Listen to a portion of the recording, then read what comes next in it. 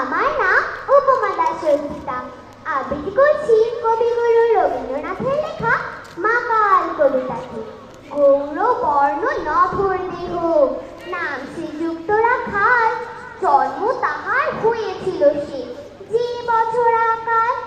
গুরুমশাই বলেন তারে, বুদ্ধি তিনি একেবারে। দ্বিতীয় ভাগ করতে সারা, ছমাস ধরে নাকাল।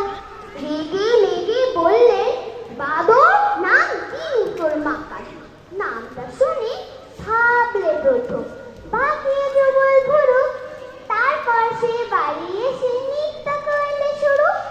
হঠাৎ ছেলের মাতন দেখে সবাই তাকে শুধায়, এ কি? সকলকে সে জানিয়ে দিল, নাম দিয়েছেন গুরু। নতুন নামে রুষায় তার মুখ খুলি। কোলের পরে বসিয়ে দাদা বললেন কানে কানে, গুরু মশাই গাল দিয়েছে, বুঝিস নে তার মানে? রাখাল বলে, কখনো না, মাঝে আমায় বলেন শোনা। সে তো গাল নয়, সে কথা তারা সবাই জানে। আচ্ছা তুমি দেখিয়ে দেবে, চলো তো এখানে। তিনি নিয়ে গেল তাকে পুকুর পাড়ের কাছে। বেড়ার পরে লতায় রেখা মাকাল হয়ে আছে। বললে, দাদা সত্যি বলো, সোনার চিঠি মন্দ হলো? তুমি শেষে বলতে কি চাও?